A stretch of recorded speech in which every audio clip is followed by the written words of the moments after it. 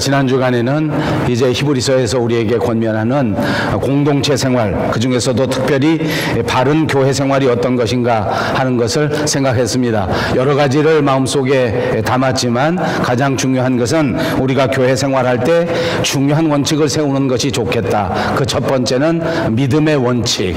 우리가 교회 생활할 때, 신앙 생활할 때, 그리고 또 공동체 생활할 때 가장 중요한 것은 믿음의 원칙이다. 의심을 버리고 의심을 던져 버린 채 내 자신을 내려놓고 믿음으로 서로 하나가 돼서 하나님 앞에 영광을 돌리는 것이 바른 교회 생활이 될 수 있다라는 말씀을 드렸습니다.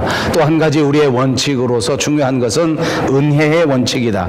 내가 하나님 앞에 공로를 내세우고 내가 무슨 노력을 통해서 은혜를 받는 것이 아니라 하나님께서 선하신 뜻 가운데 우리를 선택해 주시고 우리에게 한없는 은혜를 내리워 주심으로써 그 은혜 받은 사람답게 이 세상에서 살아가는 것, 하나님의 은혜를 의지하고 매일매일의 삶을 충성으로 감당하는 것, 그것이 우리가 바라는 바른 교회 생활이다 하는 것을 말씀드렸습니다. 오늘도 계속해서 우리의 공동체 생활, 우리의 교회 생활이 어떤 것인가를 강의할 터인데 오늘은 말씀의 제목을 찬송의 제사 이렇게 정했습니다. 그리고 우리가 함께 봉독한 이 말씀 안에서 생각해 본다고 하면 찬송의 제사를 하나님께 드리자 하는 제목으로 바꿀 수도 있겠습니다. 찬송의 제사를 하나님께 드립시다. 옆에 있는 분들과 인사합니다. 찬송의 제사를 하나님께 드립시다.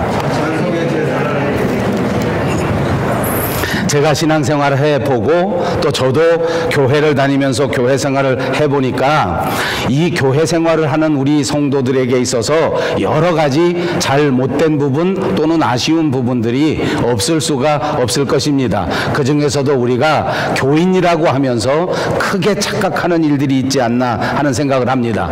저는 그 교회 생활 가운데 가장 위험하고도 가장 엄청난 잘못 가운데 하나를 이런 착각이라고 생각하는데 그 착각 중에서도 가장 위험한 착각은 모든 일들을 철저하게 자기 중심으로 생각한다는 것입니다.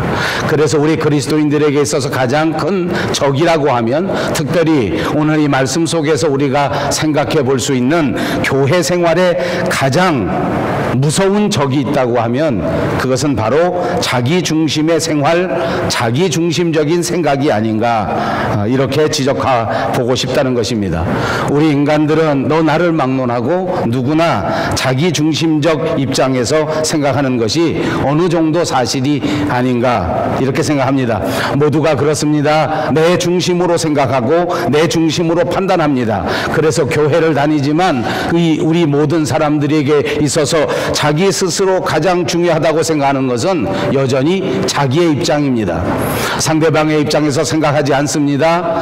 교회의 입장에서 생각해 보지 않습니다. 모두가 다 내 입장에서만 생각하기 때문에 자연히 자기 입장을 내세웁니다. 내 입장이 곤란해지고 내 입장이 약화됐다고 생각하면 그만 터져버리는 것 아닙니까? 여러분, 우리가 가정생활 할 때도 비슷합니다. 서로 사랑해서 아낌없이 내 마음을 주고 내 사랑을 나누어 주고 내 인생을 함께 공유할 것이라고 다짐한 가운데 결혼하지 않습니까?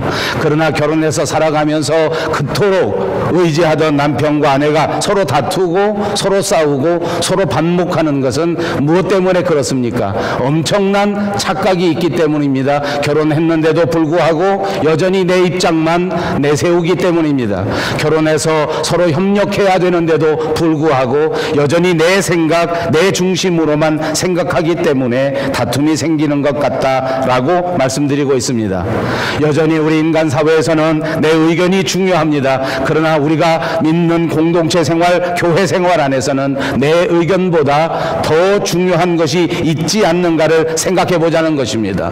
우리가 살아가는 삶에 있어서 내게 있어서 가장 중요한 것은 여전히 건강입니다. 그렇습니다. 한 사람의 건강이 중요하지 않다고 말할 수는 없습니다. 내 은퇴 이후가 얼마나 중요한지 모릅니다. 우리 한국 사람들은 지금 모두가 집중해서 내 노후가 어떤 삶이 될 것인가에 집중하고 있습니다. 있습니다. 그도 그럴 것이 과거 같으면 70살, 80살 살고 인생을 마감하는 것이 보통이었는데 지금은 100살까지 살아야 되기 때문에 60살이라도 여전히 은퇴 이후가 무섭고 70살이 되어도 여전히 남은 20년, 30년이 무섭다고 생각합니다. 그래서 그것을 생각하느라고 다른 생각은 아무것도 하지 못합니다. 말씀드린 것처럼 우리의 은퇴 이후는 정말 중요할 것 같습니다.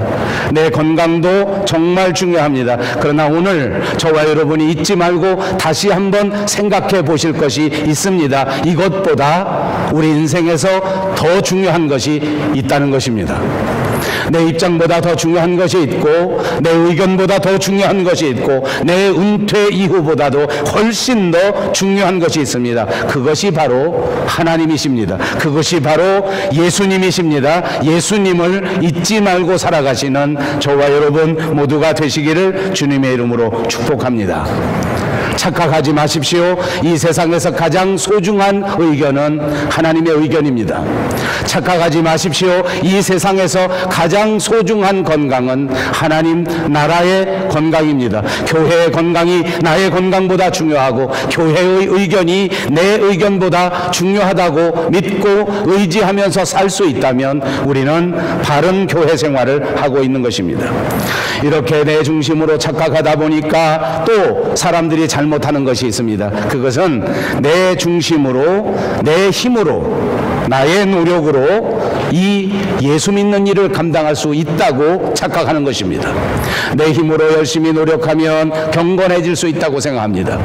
지성을 3년 동안 열심히 참지 않고 열심히 최선을 다하여 하나님 앞에 올린다면 내가 분명히 거룩한 교인, 아름다운 집사, 존경받을 수 있는 장로가 될 수 있다고 착각하는 것입니다. 그래서 모든 그리스도인들이 목표를 세웁니다. 내가 지금서부터 열심히 신앙생활하리라. 내가 지금서부터 최선을 다하여 주의를 빠지지 않고 주의를 꼭 지킬 것이다. 내가 지금부터는 한 번도 실수하지 않고 내 감당할 수 있는 신앙의 삶을 해야 되겠다라고 목표를 세웁니다. 그러나 이것도 착각입니다.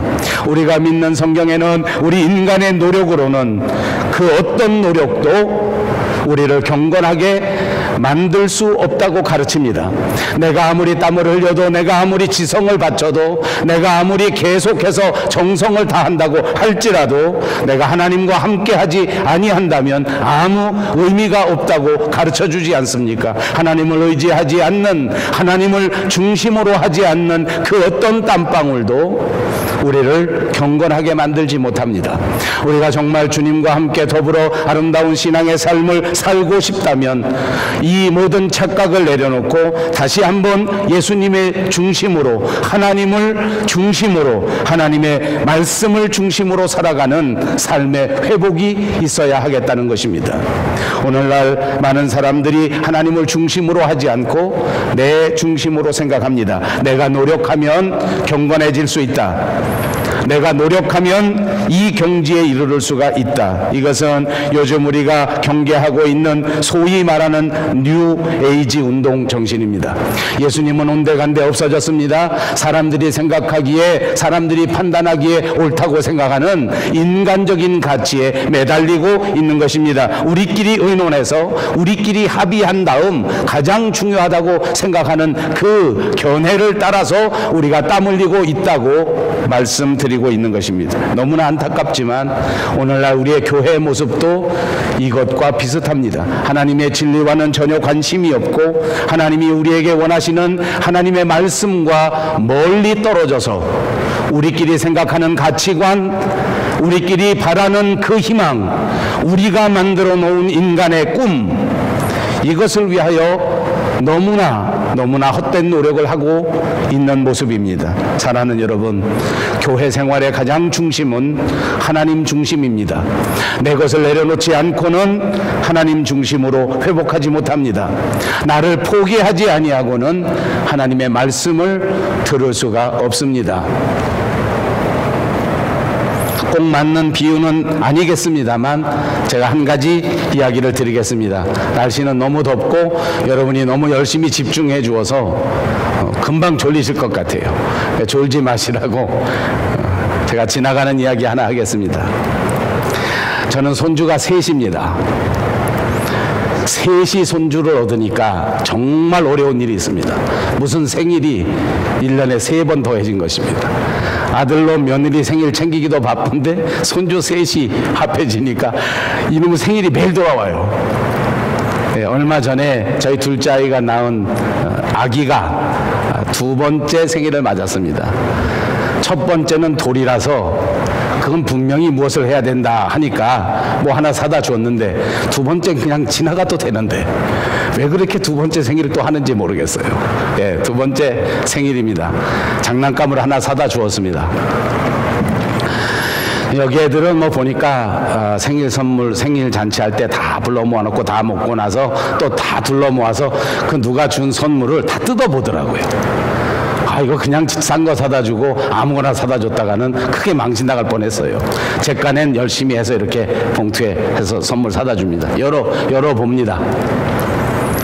2살짜리 아이는 할아버지나 할머니나 삼촌이나 또는 이웃에 가까이 지내는 사람들이 사다 준 선물을 보면 눈이 번쩍 뜨입니다.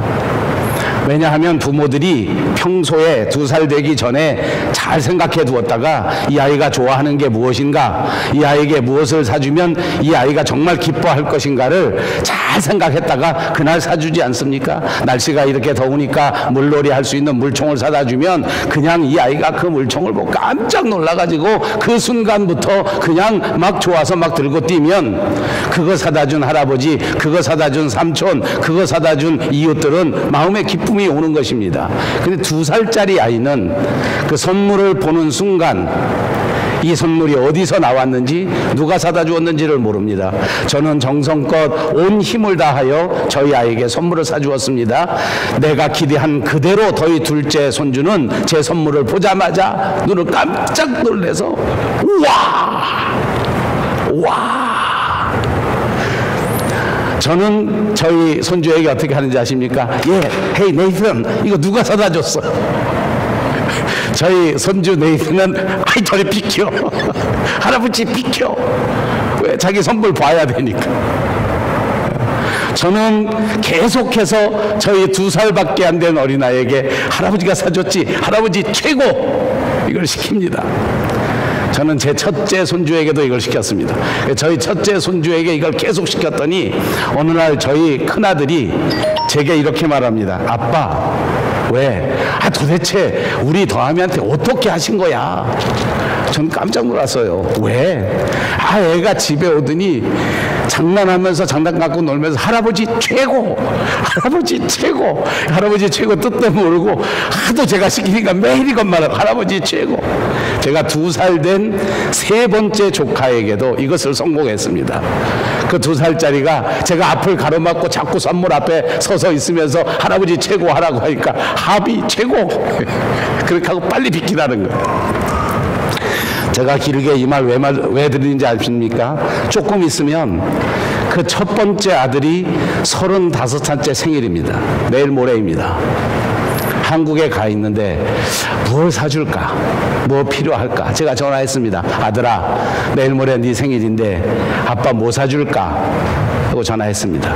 머릿속에 딱 떠올라요. 얼마 전에 우리 이장로님이 말씀하시기를 제 아들하고 비슷한 우리 이장로님 아들은 한국에 가서 살면서 아버지 엄마 용돈을 무지하게 보내준답니다. 선물도 보내주고 용돈도 보내주고. 그 소리를 왜 나한테 하는지 모르겠어요. 근데 들었어요. 혹시 제 아들은 제 구자번호 물어보지 않는가? 얼마나 궁금한지. 아들아, 생일인데 아빠가 뭐 사줄까? 제 큰아들이 뭐라고 했겠습니까? 아빠 나 BMW. 그렇게는 안 하더라고요. 아들은 아빠 전화만 받아도 괜찮아. 그러더라고요. 이거 제가 너무 맞지 않는 예를 지금 드는 것 같아요. 갑자기 더워서 제가 얘기하는 거예요. 35살쯤 되면 눈에 보이는 선물이 아니라고 할지라도 자기 아버지, 자기 어머니의 마음에 우러나오는 사랑을 느낍니다. 그렇죠? 그러니까 눈에 보이는 선물이 없어도 감사합니다. 눈에 보이는 선물이 없어도 오늘 특별히 은혜로운 날이 분명하게 자기 인생에서 찾아옵니다.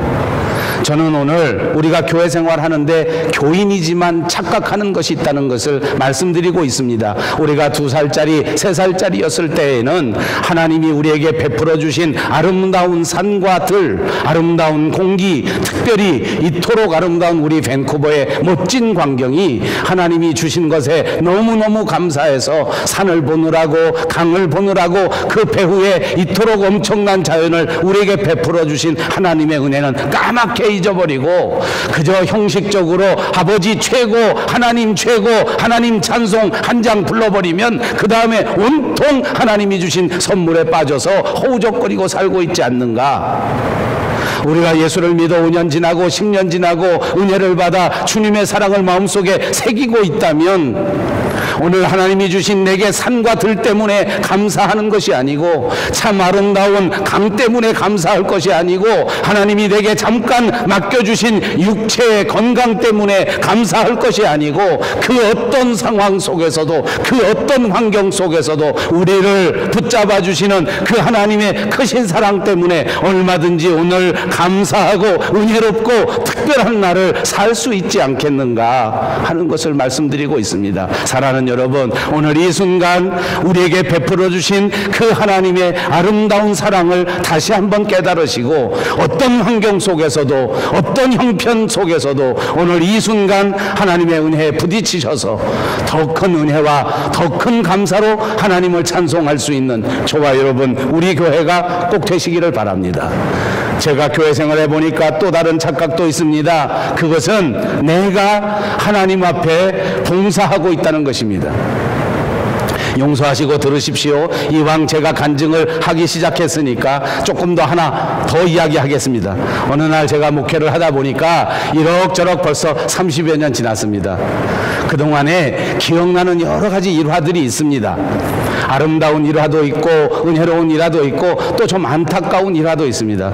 정말 안타까운 일 가운데 하나는 저는 열심히 목회하고 열심히 설교하고 열심히 목양한다고 했는데 어느 성도 한 분이 어느 날 제게 그렇게 말합니다. 목사님, 제가 목사님한테 신세도 많이 지고 목사님한테 도움도 많이 얻었습니다.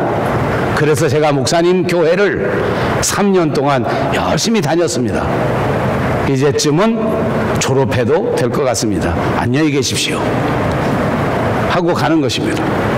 그리고 돌아보니까 3년쯤 전에 제가 그분에게 무슨 고마운 일을 했던가 봅니다. 제가 뭐 별로 얼마나 고마운 일을 했겠습니까? 사실 별로 고마운 일을 했을 것도 없기는 한데 기억은 나지 않습니다. 아무튼 그분 입장에서는 처음 3년 전에 제게 조금 마음에 빚이 있었는 모양입니다. 아, 이 목사님 참 고맙다 이렇게 생각했던 모양입니다. 그래서 3년 동안 열심히 저를 위해서 교회를 나와 주었습니다.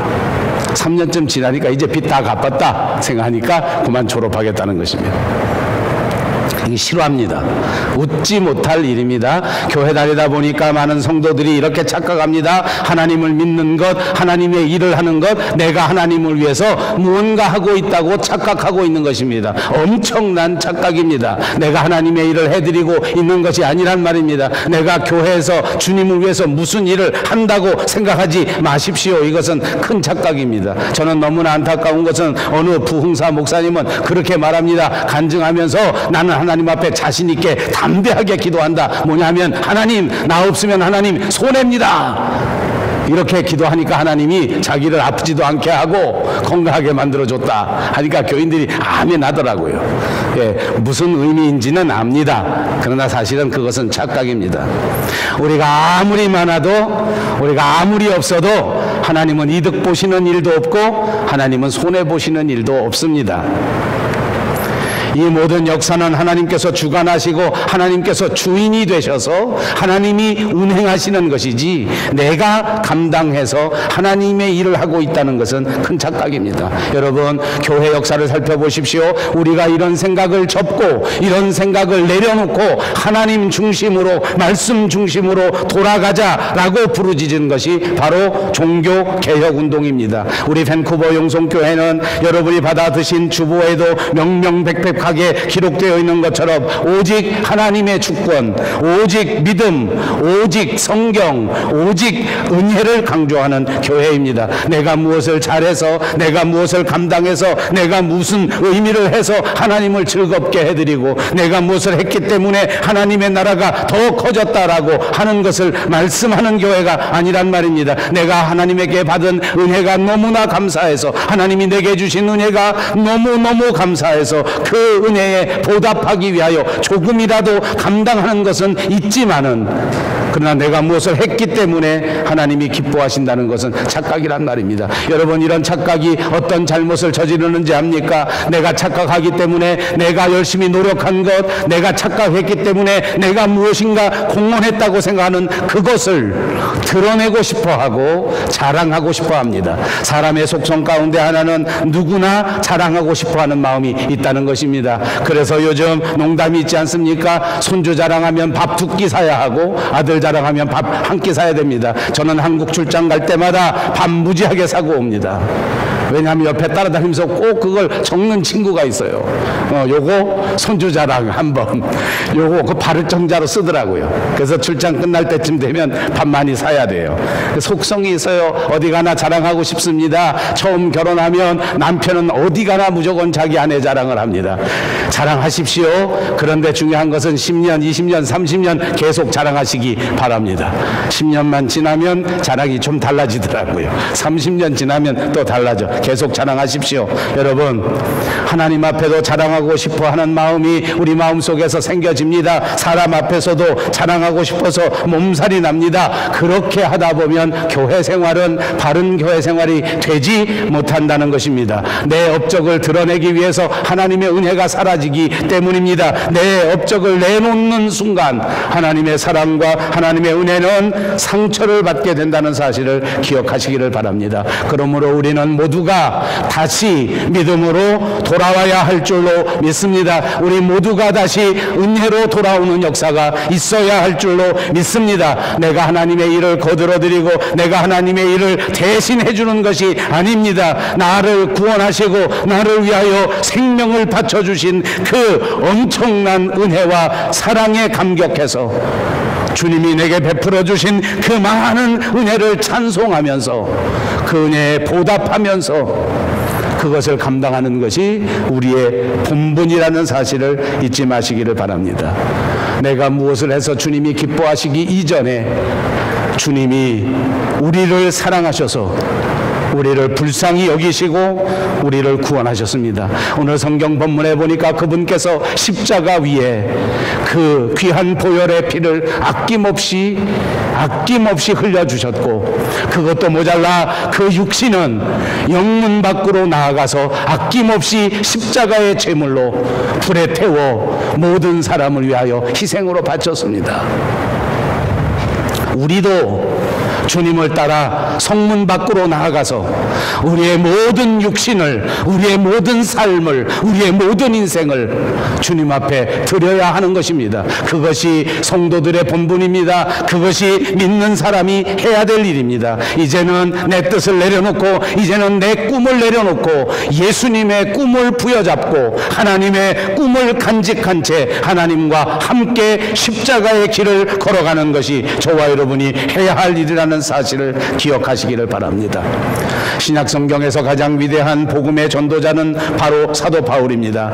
청년 사울은 얼마나 열심히 있었는지 모릅니다. 자기 나름대로 하나님의 나라를 위하여, 자기 나름대로 하나님을 위하여 정말 열심히 일을 하였습니다. 자기 열심 때문에 앞뒤를 가리지 않으면서 충성을 다한 사람, 다시 말하면 착각 속에 살았던 사람입니다. 열심으로 예수 믿는 사람을 쫓아다녔습니다. 열심으로 예수 믿는 사람을 붙잡아갑니다. 열심으로 예수 믿는 사람을 죽음에 넘기웠습니다. 하나님의 교회를 핍박하고 하나님의 교회를 무너뜨리는 것이 자기의 사명이라고 믿고 살았던 사람입니다. 그러던 사람이 다메섹으로 가던 중에 예수 그리스도를 만나게 되었습니다. 하늘로부터 예수님의 음성을 듣고 그 자리에 고꾸라지고 말았습니다. 그리고 그날부터 그의 인생은 180도 완전히 변화된 삶을 살기 시작했습니다. 그때부터는 자기의 계획으로 살아가는 인생이 아닙니다. 스스로를 위하여 그 목표를 향하여 걸어가는 사람이 아닙니다. 이제부터는 하나님의 말씀을 붙잡고 하나님을 따라서 하나님의 뜻을 이루는 사람으로 변화되고 말았습니다.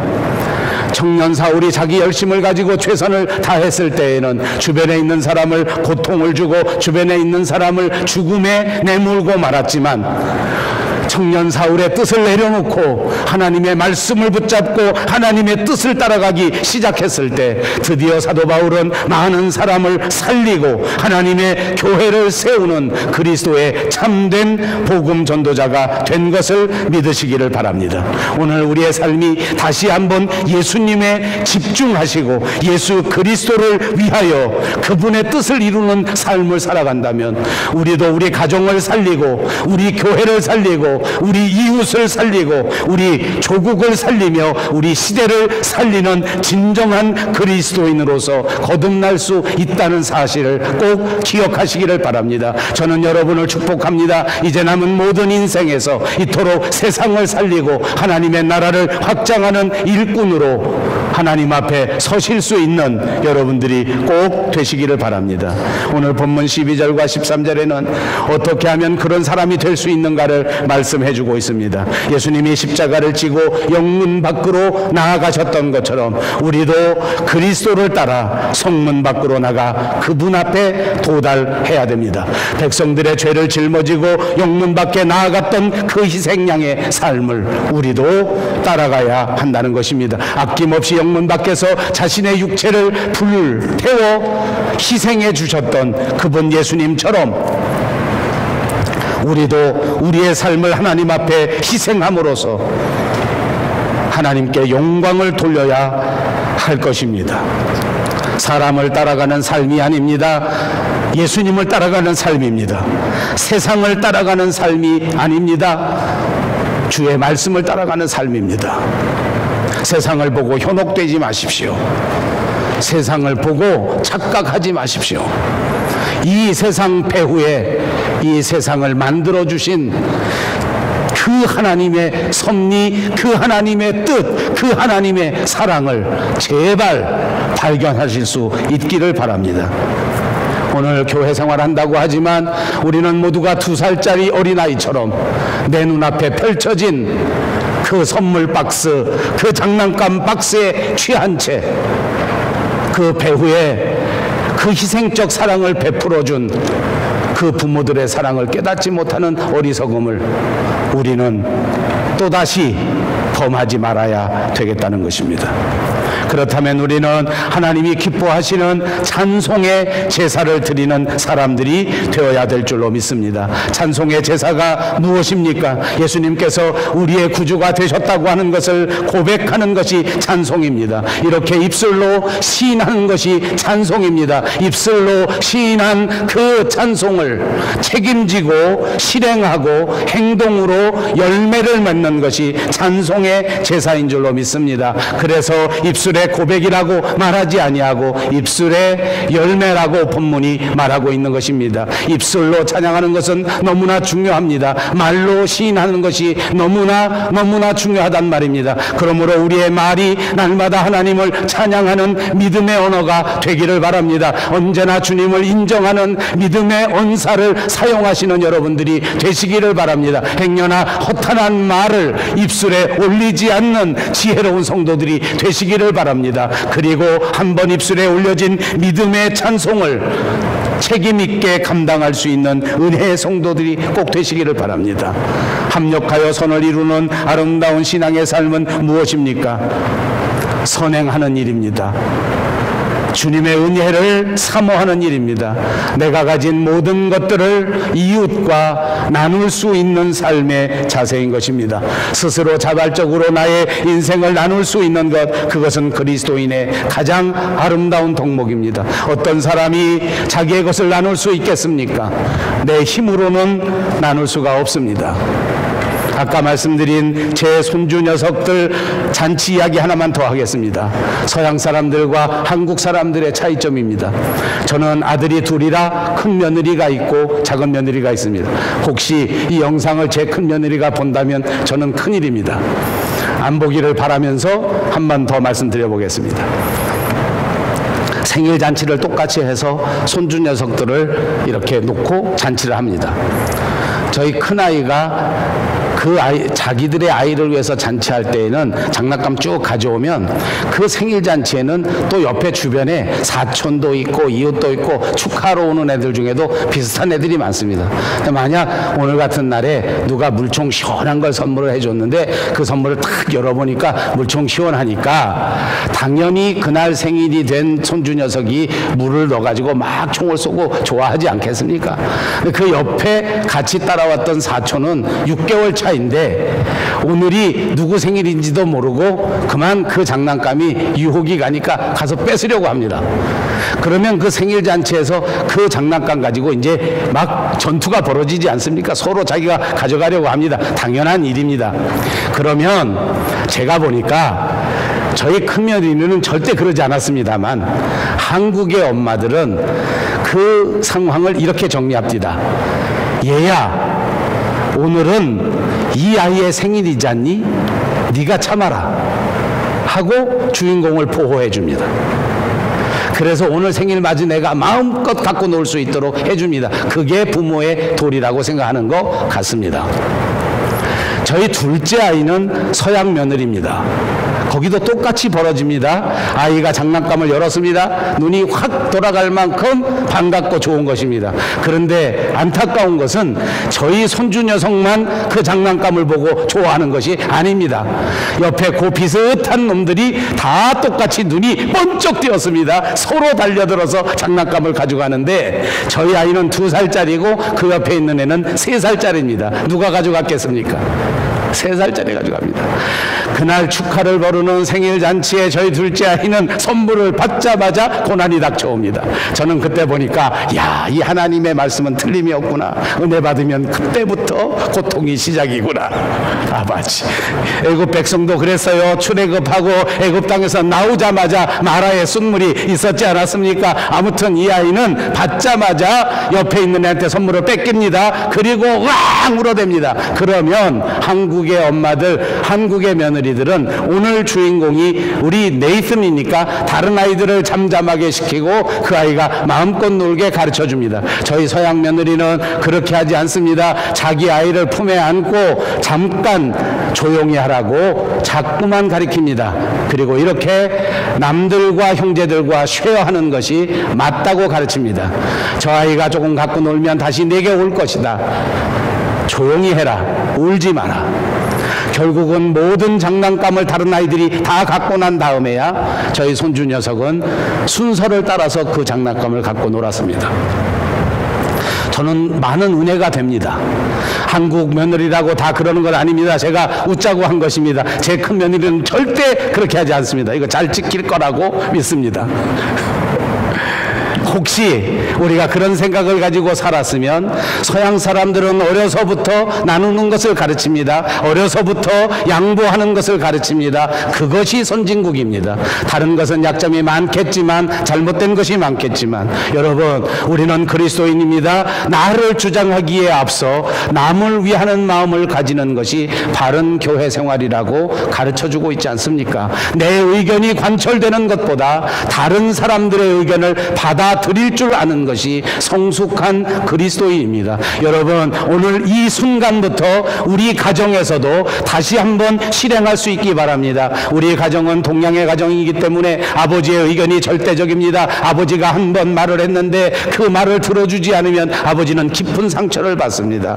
그러나 생각해 보십시오. 서양 사람들은 그러지 않습니다. 아버지도 엄마도 자녀들도 똑같이 자기 의견을 서로 말합니다. 그리고 어떤 의견이 더 좋은 것인지 것이 서로 의논해서 결정하지 않습니까? 그렇게 살아보는 것이 훨씬 더 풍요로운 삶이 될 거라고 생각합니다. 저는 그리스도인의 삶은 나눔의 삶이라고 믿습니다. 어찌하든지 간에 이웃을 위하여 나눌 수 있는 것, 내가 받은 은혜를 나누고 내가 받은 감사를 나누고 내가 받은 건강을 나누는 것, 그것이 하나님이 바라시는 것입니다. 그렇습니다. 우리는 어떤 형편 속에서도 이 나눔의 역사를 이룰 수 있고 이 하나님의 일을 감당할 수 있습니다. 환경이 좋아져야 주의 일을 할 수 있는 것이 아니란 말입니다. 내 형편이 펼쳐져야 교회에 충성할 수 있다는 것이 아닙니다. 지금 이 순간 하나님이 일하시니 나도 일할 수 있는 것입니다. 이미 내게 주신 하나님의 은혜가 너무나 풍족하기에 내가 받은 은혜를 나눌 수 있습니다. 이웃을 위하여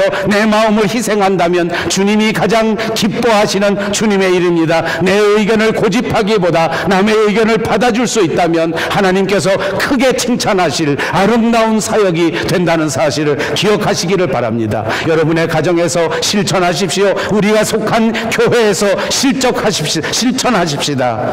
이 모든 실천은 우리 스스로 감당할 수 있는 일이 아닙니다.